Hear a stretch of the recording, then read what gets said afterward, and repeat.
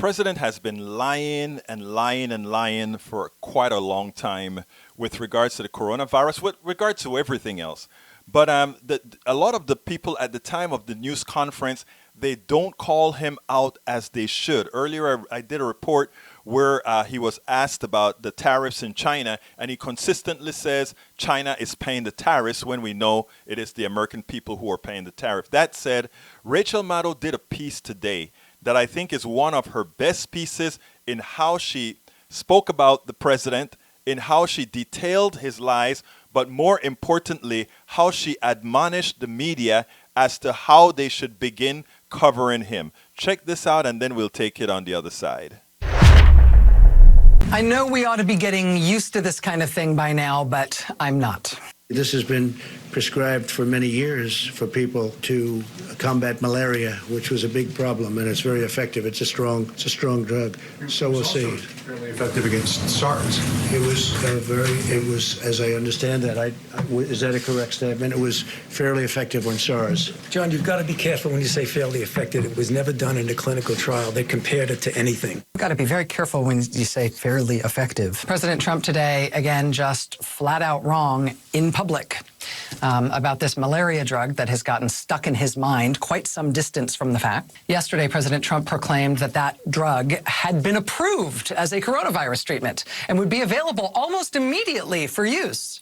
Within moments, the FDA had to clean that up because that is not true at all. But the president loves saying things like, you know, there's a drug we've got. It's very effective. It's approved already. Everybody's going to get it. He loves saying things like that because that would be a lovely thing to be able to tell people. Unless, of course, that's not true, in which case telling people a fairy tale like that is cruel and harmful and needlessly diverting and wildly irresponsible from anyone in any leadership role. Nevertheless, he keeps doing it. In the weeks leading up to now, we have repeatedly heard claims from the president that the virus was well contained, that it was well under control, that it was going to disappear. Remember that? In terms of material, tangible promises, President Trump claimed that we'd have 1.4 million tests available this week. Of course, we've seen nowhere near that. We've got about a tenth of that. Last week, Trump announced that Google was developing a website to help people decide if they needed testing and where they could go to get it. It was going to be very quickly done, he said, unlike websites of the past. Turns out, of course, that website is still in the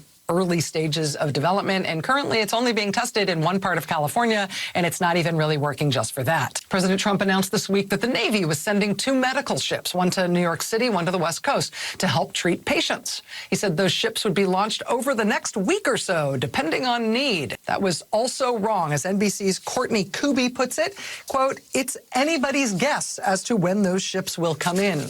One of those ships is currently undergoing maintenance. It has no medical personnel on board. The other one is also undergoing maintenance, and it lacks a medical crew altogether. The president has claimed that the government has, quote, massive amounts of ventilators. Maybe in normal times, I guess you might say that, but in a crisis like this, the government's stockpile of ventilators will not be nearly enough to satisfy the demand. We need literally tens of thousands more than we have. He told a group of nurses this past week that the government had ordered 500 million N95 respirator masks. He declined to mention that order will take 18 months to fill, if we're lucky. There is a clear pattern here in this crisis of the president promising stuff that he knows America would love to hear, but it's not true.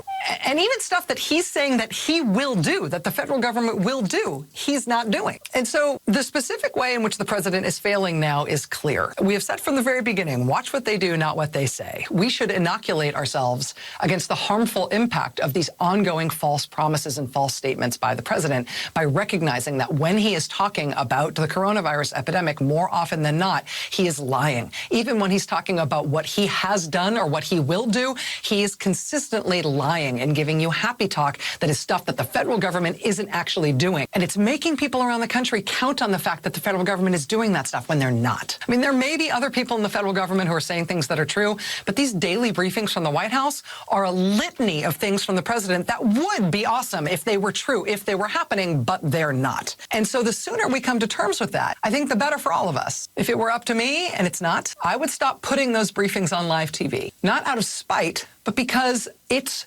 misinformation. If the president does end up saying anything true, you can run it as tape. But if he keeps lying like he has been every day on stuff this important, all of us should stop broadcasting it. Honestly, it's going to cost lives. Honestly, it's going to cost lives. And that is what we've been saying for a long time.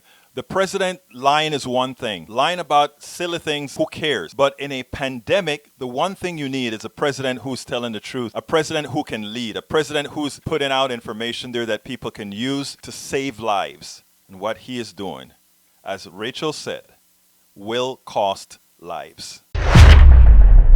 I'm Egberto Willies, host of Politics Done Right, an independent news program. I post several news videos of interest every day. I ask you so kindly to subscribe to my channel, and please leave me some comments. Thank you very much.